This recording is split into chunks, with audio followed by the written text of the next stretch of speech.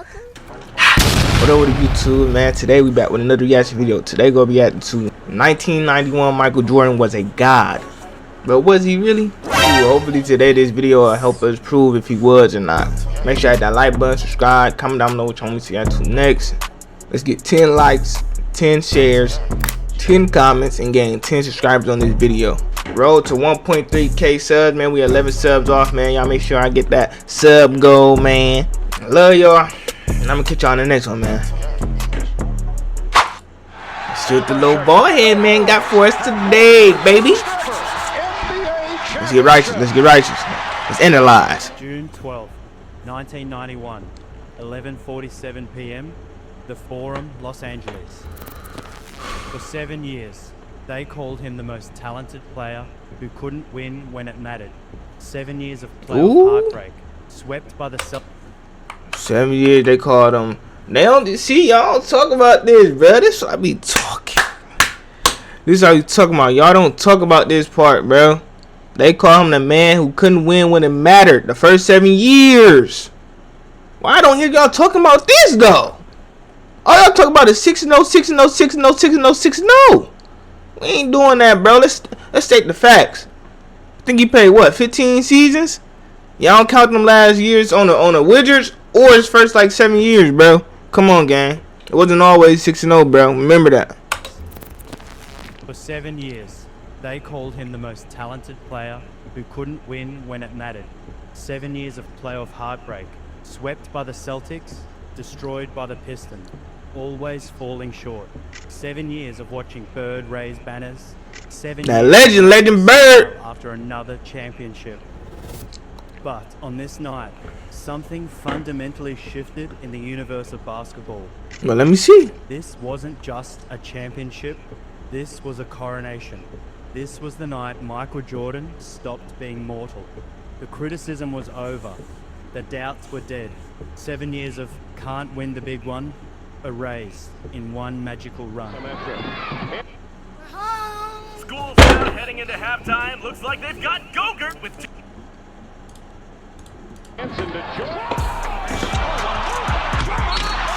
Let's get into it. Let's get into it, chat. Going to work. Jordan past Petrovic. Okay. He didn't just beat opponents anymore. He transformed the very concept of what basketball players could be. He turned physics into poetry. He made winning look inevitable. And if you weren't there to witness it, sit down, lock in. Because I'm about to show you I'm sitting down. what basketball looks like when a man becomes a myth. Okay, I'm sitting down. I'm locked in. Let's do it.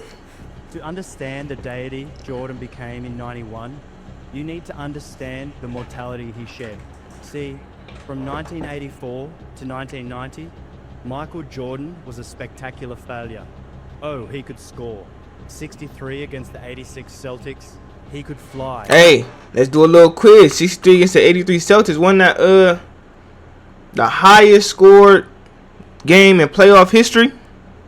Y'all let me know if I'm right, chat. I'm learning. Let me know if let me know if that's right. I think that's right. He scored the most points in playoff history at that point in time on the Celtics. Then he lost that game against Larry Bird. Let me know, chat. Let me know. I'm learning. 4 to 1990, Michael Jordan was a spectacular failure. Oh, he could score. 63 against the 86 Celtics. He could fly. Every night was a highlight reel. But winning, championship winning, the numbers were brutal. Multiple first-round exits, 3 straight conference finals losses to Detroit, 0 finals appearances. Damn! Damn! I didn't know he lost this much.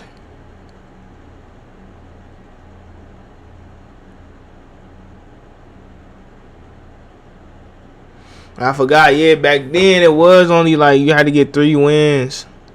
3 wins to you know, advance. But yeah, lost first round 1-3 Milwaukee. Oh, got swept 2 years in a row by Boston. Larry Bird. Larry Bird put that bet on that man. Won, okay, lost 1-4. Won 3-2, won 4-2, lost 1-3-1, won, lost. Bro, he lost 2, man. Y'all always bringing up losses against, I mean, putting them losses on my nigga Bron. But hey, let's talk about the little bald head man, little mustache man. Come on, gang. Keep it fair. Keep it fair, gang. That's all I'm asking, bro. I ain't trying to be biased or nothing. Just keep it fair, bro. Y'all want to bring up losses to Bron, but y'all don't want to bring up losses against Michael Jordan, gang. Come on. Conference finals losses to Detroit, 0 finals appearances, 0 rings. While Jordan was creating posters, Larry Legend and Magic were creating legacies. Bird, 3 rings. Magic, 5 rings. Jordan, 0 rings. Chad, I ain't know Magic had 5 rings. I did. No, I did. But I ain't know. I really didn't. I know he was winning, but I ain't know he had 5. Damn. So what's his record in the finals? What's his finals record? 3 rings. Magic, 5 rings. Jordan, 0 rings, and a growing reputation as the greatest player who couldn't figure out how to be a champion.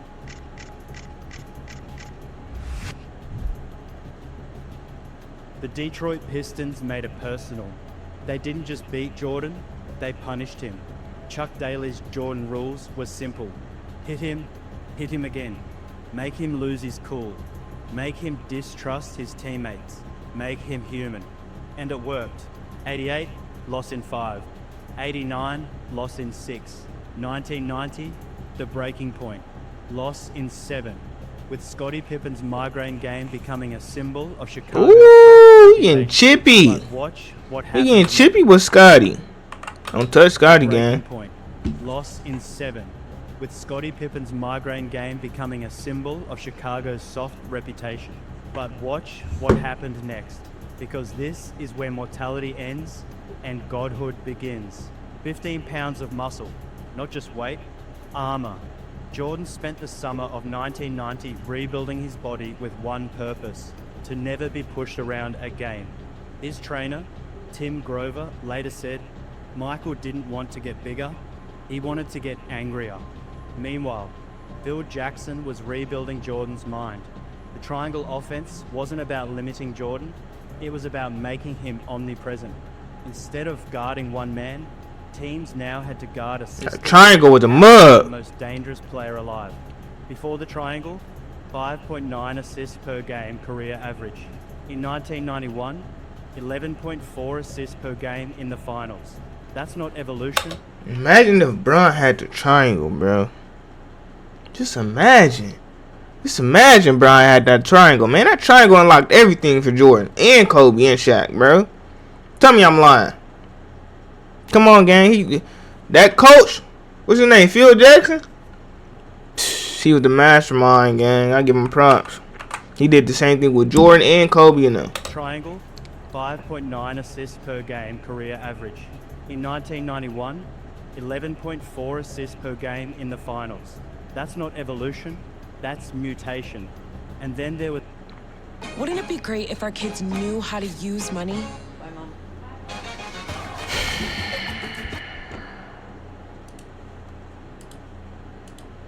Pippen, no longer the kid with migraines, now a 6'8" defensive destroyer who could guard anyone from point guards to power forwards. Jordan finally had a running mate who could keep up. Horace Grant became a rebounding machine. Cartwright provided veteran toughness. Paxson turned into a sniper from the corners. This wasn't Jordan and the Jordanaires anymore. This was a team built for war. But make no mistake, they all orbited around one sun. And in 1991, that sun went supernova. Regular season, practice, runs, and dominant. Okay. From opening night, something was different. Jordan wasn't hunting for points, he was hunting for perfection. First game, 31 points, 10 assists, 8 rebounds. Charles Barkley. Complete control. The Bulls started 13-3, then went 25-5, then 41-9. This wasn't just winning, this was systematically dismantling the league's confidence. Teams were beaten before the bus arrived at Chicago Stadium. Watch the tape from that season. Really watch it. Jordan had added a post game that was unguardable. Too strong for guards, too quick for forwards, too smart for double teams. Okay. He'd catch the ball 15 feet out, feel the defense, and know And one. exactly what they feared most. So and one. Then he'd give it to them. From the post, 58%. Mid-range, 54%. At the rim, 67%. Efficient. No Efficiency. safe That's space. efficiency. No- Efficiency. Efficiency. Damn, I said it right. Efficiency. Efficiency. Y'all know what I'm trying to say, bro. From the post, 58%. Mid-range, 54%. At the rim, 67%.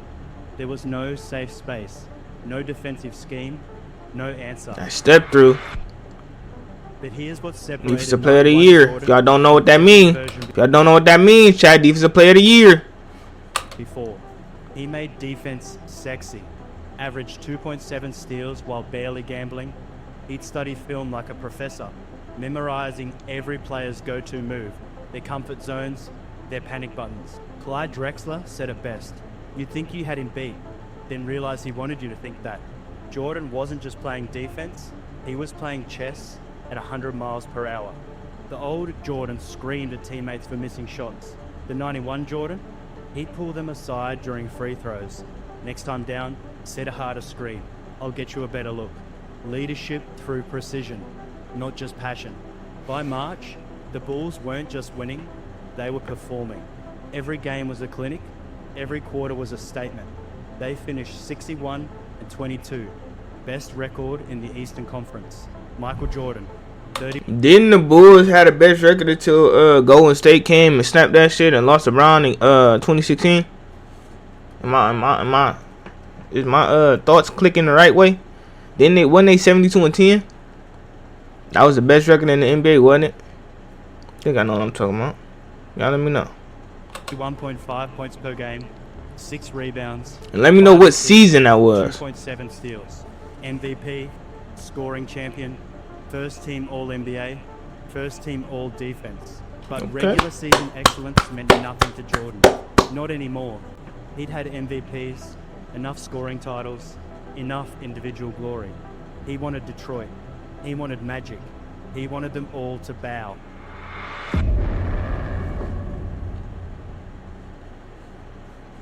Man, he caught Detroit on their back end, man. They was old. Real old and washed up. Come on, gang. May 19th, 1991. The Palace of Auburn Hills. Piston fans came ready for another Bulls execution. They brought brooms, expecting a sweep. They'd get one, just not the kind they had imagined. From the opening tip, you could see it in the Pistons' eyes. Confusion. Jordan wasn't avoiding contact. He was initiating it. Lambier's cheap shots, Jordan absorbed them and smiled. Rodman's mind games, Jordan ignored them and scored. Thomas's trash talk, Jordan responded with silence and buckets. Game 1 final score, Bulls 94, Pistons 83. Okay. The score didn't tell the story. This was psychological warfare, and Jordan had already won. Chuck Daly later admitted, "We knew in the first quarter of Game 1, our edge was gone. Michael wasn't that kid anymore." Game 2 was a horror movie for Detroit. Jordan didn't just beat them, he dissected them. 35 points on 74% shooting. Read that again, 74%, against the team that invented defending him. But watch how he scored. No wild drives hoping for calls. Everything was calculated. Footwork perfect, shoulders squared, follow through textbook. He was beating them with fundamentals, and that hurt worse than any dunk. Game 3, 2-0. the Pistons' last stand. The crowd was vicious. Jordan sucks chants from the warm-ups. Security had to escort Jordan's family. This was Detroit's house, where dreams went to die. Jordan's response, 33 points, 7 rebounds, 7 assists. But forget Okay. the numbers. Okay, boy, here, man. No emotion, no celebration, just cold, methodical execution. Like a surgeon who's done this operation 1,000 times. By the fourth quarter, you could see it. The bad boys were broken. Lambier stopped throwing elbows. Rodman stopped talking. Thomas looked like he'd aged 5 years in 3 games. And then came the moment that defined an era's death. Game 4. Bulls up 115-94. Clock winding down. Thomas gathers his troops at mid-court. They turn toward the tunnel. They walk. No handshakes, no acknowledgement, no respect for the new kings. Jordan's response? Nothing. Absolutely nothing. He didn't chase them. He didn't yell. Didn't gloat. He just stood there, watching the former champions slink away like defeated gladiators leaving the Colosseum. In the locker room, while his teammates celebrated, Jordan sat quietly. Scottie Pippen asked him why he wasn't more excited. Jordan's response, "We haven't won anything yet. 4-0 sweep. Jordan." Style and substance. 29.8 points, 5.3 rebounds, 7 assists per game. Bulls outscored Pistons by an average of 17.3 points. The bad boys were dead. The Jordan rules were obsolete, but the real test was coming. June 2nd, 19... The Magic Showdown. When legends collide. Okay. Let's do it. June 2nd, 1991. Feel like I'm reading a chapter Chicago book. Stadium. Michael Jordan versus Magic Johnson. Tap that man cheek. Prince versus the King. The future versus the present. Except nobody told Jordan he was supposed to wait his turn. This wasn't just a finals. This was a coronation waiting to happen. Magic's Lakers, Showtime's last dance, Jordan's Bulls, a dynasty being born. The basketball world held its breath. Game 1, Chicago Stadium. The energy was nuclear. Jordan came out hunting. 36 points, 8 assists, 12 rebounds. A complete performance. But the Lakers had one more Showtime moment left. Sam Perkins hitting clutch threes, Worthy finding creases in the defense. Final, Lakers 93, Bulls 91. But here's what scared the Lakers. Jordan didn't look frustrated. He looked intrigued, like a chess master who just saw his opponent's best move and already knew how to counter it. Phil Jackson told the team one thing. They just showed us everything they have. We haven't even started. Game 2 was when the Lakers learned what playoff Jordan really meant. Not the spectacular Jordan, the surgical Jordan. Game 2, the Lakers came out desperate, more physical, more focused. They actually led at halftime. Phil Jackson's calm message to Jordan, they're showing you too much respect. Remind them why. Third quarter, Jordan drives baseline. Perkins and Divac converge. Jordan goes up with his right hand. Switch that thing. And then... Come on now. He switches to his left hand in mid-air. Not around the defenders, through them. The ball kisses the glass and drops. Chicago Stadium exploded. 20,000 people losing their minds. Put your tongue in your mouth, gang. But because they just witnessed something that shouldn't exist. That play broke the lake. Man always got his tongue out, bruh. Through them. The ball Till a nasty stinking piece of sweat land on that thing, and he just be tasting salt. Come on, gang, keep your tongue in your mouth, bro, Jordan. Exploded. Tweaking with that. Look at him. Look at him. Not because of a home team basket. Tongue all the way out of shit, man. We don't want to see that. That play broke the Lakers' spirit. You can see it in their eyes. How do you game plan for someone who some Magic Johnson blood? Some Magic Johnson. Fuck us.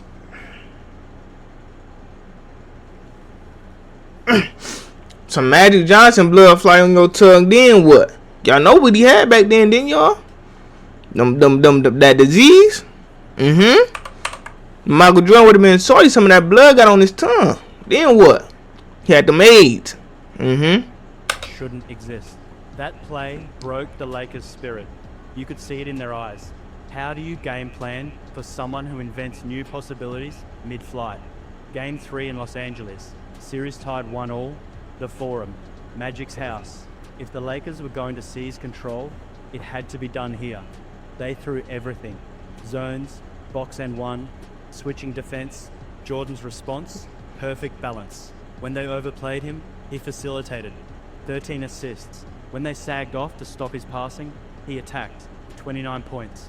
A masterclass in reading defenses. Game 4 was Jordan at his most terrifying. Up 2-1, smell of a championship in the air. He could have coasted. Instead, pure aggression from the opening tip. 28 points. But more importantly, complete control. I feel I may have entirely misunderstood him. Is it too much to think that he might have done? He wasn't just trying to win, he was trying to demoralize. Game 5, June 12th, 1991. One win from history. The old Jordan might have pressed, forced shots, tried too hard. The God version, he orchestrated a symphony. 30 points on 11 of 25 shooting. But the 10 assists told the real story. He was everywhere. Skip pass to Paxson in the corner, 3. Drive and dish to Grant, dunk. Post up, draw double teamed, find Pippen, layup. With 3 minutes left, up 15, Jordan caught the ball at the foul line. The entire Lakers defense sagged towards him. He looked at them, all 5 defenders cheating his way, smiled, and hit Paxson for another 3. Game over, series over, 7 years of doubt, over. When the buzzer sounded, Jordan didn't jump, didn't scream. He just walked to the ball, picked it up, and headed to the locker room. The celebration could wait. They're like he jumping and screaming right there to me. In that tiny visitor's Look at his locker room dad. in Los Angeles, Michael Jordan, the man who turned weakness into strength, failure into fuel, finally let go. 7 years of can't win the big one, 7 years of watching others celebrate, 7 years of questions. Gone. Okay. All gone. 5 games, Jordan, 31.2 points, 6.6 rebounds, 11.4 assists per game, 2.8 steals, 55.8% field goal percentage. Finals MVP, unanimous. The bias of Air Jordan. More than a player. Let's get it. Let's get What it. nobody understood yet. Winning the championship didn't complete Jordan, it unleashed him. See, before 1991, Michael Jordan was a basketball player. After 1991, he was a global corporation disguised as an athlete. The night commercials stopped selling shoes and started selling dreams. Air Them Jordan things is wasn't hard. It was a belief system. Believe you could fly, believe you could win, believe you could be him. Within months, kids in Barcelona were doing tongue-wagging layups. What Teenagers- the fuck? Bro. Jordan. Jordan, bro. What are you doing, bro? Kids What in the? Barcelona were doing Oh, he was at them Diddy parties, wasn't he? Jordan, you was at them Diddy parties for sure. It's confirmed now. You tapping man. One more time. One more time for the people in the back. They ain't see be it. him. Within months, kids in Barcelona Hand on cheek, gang. Little kid. Jordan, what was you thinking right here, bro? Come on, gang. That's what Magic Johnson was doing to you, so you decided to do it to the little kid? Nah, bro, you can't be doing that, bro. That's a kid, gang. Don't care if you playing basketball or not. Don't do that, gang. Damn. Barcelona were doing tongue-wagging layups. Teenagers in Tokyo were wearing baggy shorts. Courts in Cairo had makeshift Jordan posters. Gatorade in a glass. American George, culture crazy. export. This That's was the sweaters. basketball imperialism. Sweaters. What you know about the sweaters, Jordan was Jordans? the emperor. The numbers were staggering. NBA ratings up 20%. Attendance records shattered wherever the Bulls played. Jordan's salary, $2.5 million. His Nike deal, $20 million. His impact on the league's value, immeasurable. David Stern later admitted, Michael didn't save the NBA, he transformed it. We went from a league with drug problems and tape-delayed finals to must-see global entertainment. That transformation has a name, Jordan. But the real impact wasn't in boardrooms. It was on playgrounds. Every kid taking a jumper was suddenly leaning back, tongue out. Every drive to the basket ended with an attempt to lay out. Don't show it again, bro. Basketball wasn't just a Don't game show it anymore. again. It was performance art. The technical mastery. Decontracting a deity. What that mean? Let's get technical for a minute, because calling Jordan a god is poetic, but understanding why requires analysis. Watch any Jordan footage from 1991. Notice something? Everything is fundamentally perfect. The footwork, always balanced. The release, identical every time. The defensive positioning, textbook, but at warp speed. Other stars had signature moves. Jordan had complete mastery. While everyone else was playing checkers, Jordan was solving basketball like a math equation. Same problem, perfect answer, every single time. That's not talent, that's 10,000 hours of obsessive preparation meeting the perfect moment. The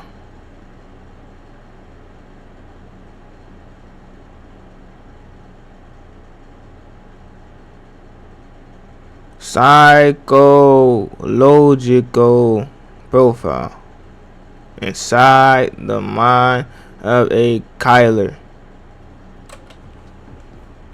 But physical gifts and technical skill only explain half of 1991 Jordan. The other half, the half that separated him from every talented player who couldn't win, that was all mental. Jordan didn't practice, he hunted. Every drill was game 7. Every scrimmage was personal. Teammates tell stories of Jordan turning simple shooting drills into competition, then refusing to leave until he won. BJ Armstrong remembers, we'd be up 20 in a meaningless February game, and Mike would be furious because someone scored on him. He took every basket personally, every single one. The preparation was psychotic. Jordan studied every referee's tendencies, which ones called hand checks tight, which ones let you play physical. He knew every arena's dead spots on the floor, which rims were soft. Bro, what the? Which courts were slippery. But the real edge was his memory.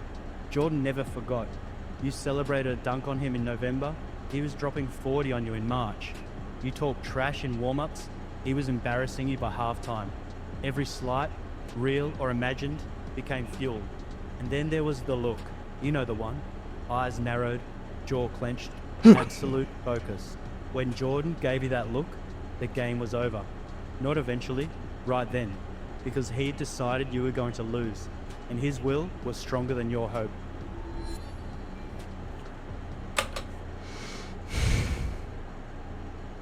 The perfect storm. Why 1991 was the beginning. So why 1991? Why was this the year Michael Jordan transcended from superstar to superhuman? Simple. It was the perfect storm of preparation meeting opportunity. Physical evolution, check. Mental maturity, check. System understanding, check. Supporting cast, check. Chip on the shoulder, check. Every element aligned. The body was ready, stronger, more durable. The mind was sharp, patient but ruthless. The system maximized his gifts while hiding nothing. The team could finally hold their own. And the motivation? 7 years of can't win the big one had created a monster. The pre-1991 Jordan was reactive. He responded to defenses. The 1991 Jordan was predictive. He knew what defenses could do before they did it. The pre-1991 Jordan needed the ball. The 1991 Jordan was dangerous without it. The pre-1991 Jordan wanted to win. The 1991 Jordan expected to win. This wasn't just growth, this was metamorphosis. The caterpillar hadn't just become a butterfly, it had become a dragon. The legacy, what, 1991 created. Every superstar since 1991 has chased Jordan's ghost. Kobe's fadeaway, Jordan. LeBron's chase down blocks, trying to match Jordan's defensive impact. Man, see, that's what you motherfucking lied at, gang. What is he talking about, gang? LeBron block. Something about Jordan. Nigga, no, it wouldn't, bro. What? He was thinking about winning. What are you talking about? Jordan block. Bro, what did he just say? Jordan's ghost. Kobe's fadeaway, Jordan. LeBron's chase down blocks, trying to match Jordan's Nigga, no, he wasn't. Trying to match Jordan's nothing. He was trying to win. What are you talking about, man? Like, bro, I hate people like this, but this will turn me up, gang. Cause what are you talking about? No, bro. We ain't doing that, bro. That block ain't had nothing to do with Jordan, bro. Leave Brown out of it. Y'all tell me leave Brown out the video, the shit, Jordan videos, but y'all bringing up Brown right here. He bringing up Brown on some goofy stuff, bro. Like, what are you talking about?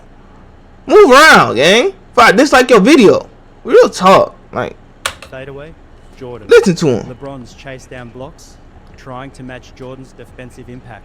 The idea that a wing player could dominate every aspect of basketball, that blueprint was drawn in 1991. The positionless basketball we see today, Jordan proved it in 91. He played point guard, shooting guard, small forward, sometimes all in the same possession. Labels became meaningless when you could do everything at an elite level. But beyond basketball, 1991 Jordan created the template for athletic greatness. Work harder than everyone, trust the process but never the competition. Turn weakness into strength, make winning an addiction, not an achievement.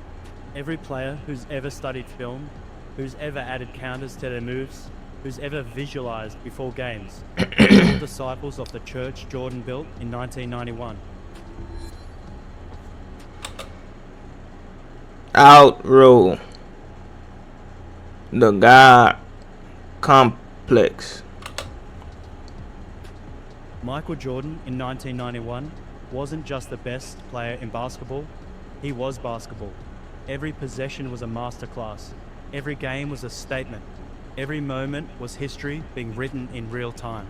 He didn't just win a championship, he broke the sport's old hierarchy and rebuilt it with himself at the apex. Not through politics or luck or timing, through sheer, undeniable, terrifying excellence. 1991 Michael Jordan, NBA champion, Finals MVP, regular season MVP, first team All-NBA, first team All-Defense, scoring champion, and transformed basketball forever. They say Jordan played 15 seasons. That's wrong. Jordan played one season, 1991, and then spent the rest of his career reminding everyone what they'd witnessed. The championships that followed, the records, the moments, all echoes of what he became when he finally broke through. Because in 1991, Michael Jordan didn't just become a champion, he became inevitable. He became immortal. He became exactly what we'd been told was impossible. Perfect. Jordan in 1991 was a god, and if you don't believe me, well, you weren't paying attention. But here's the thing about gods. They're never satisfied with one miracle. What happened in 1993? Jordan didn't just repeat, he evolved into something even more terrifying. He became vengeful. Want to see what happens when God gets angry? No, I want to see you shut the fuck up.